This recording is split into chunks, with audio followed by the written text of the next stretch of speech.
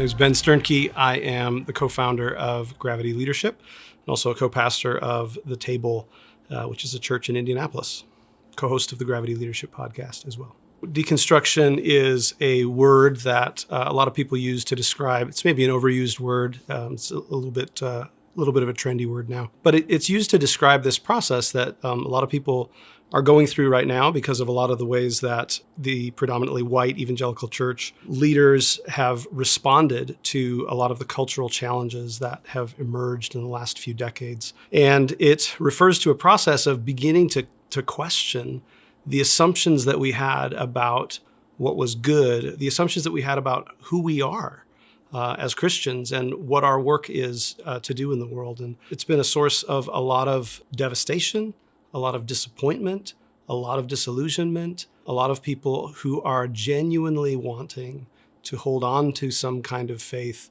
Deconstruction is the process whereby people actually do try to hold on to their faith rather than jettison faith completely and just say, well, just forget about this, or to double down. That's the other ditch, I think, that sometimes happens when people are confronted with these kinds of challenges, is a temptation to double down on kind of the old assumptions and just think, if we just believe this a little harder, maybe it'll turn out differently for us. So it's a fraught process for a lot of people. Nobody sort of willingly chooses to do it, of their own accord, because it costs people a lot of times. It costs them relationships. It costs them their identity. Really, they have to reconstruct something out of the ashes of a process that they did not invite for themselves. And so we see a lot of this happening in our church work, but also at Gravity. We see this all the time. People who are trying to figure out what it means to be a Christian these days.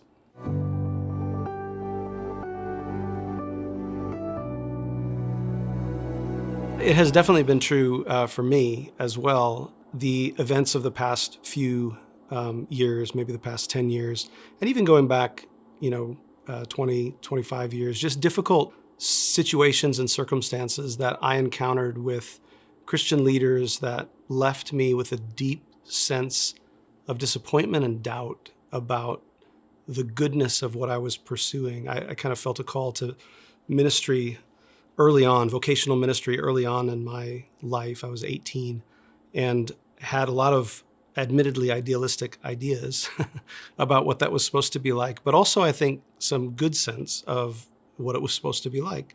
And having those things called into question was a deeply difficult process.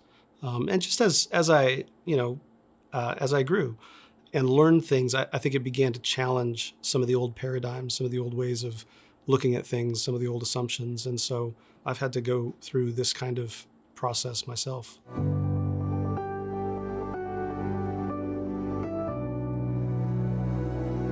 So the impetus for Having the Mind of Christ, which is the book that Matt, Tebby, and I co-wrote together, the impetus of that book emerged from some experiences that we had of deconstruction, paradigms shifting, and also the experience of coaching and discipling others, and learning that there was more needed than just spiritual practices, for example. Oftentimes we think of discipleship, we think of adopting some spiritual disciplines or something like that. And we found that there was more needed because we all adopt those spiritual disciplines with an imagination, with a certain sense of what it is that we're doing, with a story about how God is interacting with me about this. And so our imaginations and our paradigms are engaged in that. And we found there was a deep need for people to be able to shift their paradigms, especially when they would encounter some kind of relationship or a situation that brought about a process of deconstruction for someone. And so the book ended up being, out of necessity, us being able to name in very concise ways some of the ways that we saw Jesus, the assumptions that Jesus made that we see in the Gospels about who God is, about how God works in the world, about what human beings are for, about what life is for, about who he was as God's son. And we see those assumptions lived out. And we also saw this need to lift up maybe some of the unspoken assumptions that we made about God. Maybe this wasn't explicit in our theology, but maybe we do imagine a God who is not always present and not always at work, and who responds only to our most fervent prayers, or a God who is perhaps fickle, or a God who is inattentive. And we would never confess any of these things, but we often carry around a deep belief in these things, or at least a deep suspicion that it might be true that God's ignoring me, or it might be true that that sin that I committed when I was 19 is the reason that my life is ruined now, because God is punishing me. Or some of these deep-seated kind of toxic beliefs that we would never state out loud, but that hidden deep in our bodies, in our bones, they are present. And the need to unearth those and examine them and say, well, what if it wasn't true? What if it was true that God was present and at work? What if it was true that God was just like Jesus? What if it was true that God meets us right in the middle of our messy reality, that God is love, and so it's all about love? What if it was true that God works in and through us to reckon with power and to redistribute power and to redefine power? And what if it was true that this was all open to us and accessible to us through just taking small, simple acts of trust? That kind of names the imagination that we have to have, but the way that we engage with that is not to try to cram those beliefs into our heads harder, but to take these small, simple acts of trust. And so the book ends with a chapter where we talk about a very simple process that involves compassionate awareness, creative alignment, and cooperative action. So the small, simple step of trust is the cooperative action part, but you have to back up to first thinking about what it means for us to be compassionately aware. And so the first step is for us to just become aware. When that U.S. political figure said those things, I felt deeply angry. It's an example of just a compassionate awareness. Now, without judging that feeling, without ignoring that feeling, without critiquing that feeling, we just notice it. We notice it with compassion. We just say, okay, I felt very, very deeply angry at the statements that were made because they harmed people that I love. That rhetoric brought about harm to people that I loved. We just notice that. That's it. We sit with it.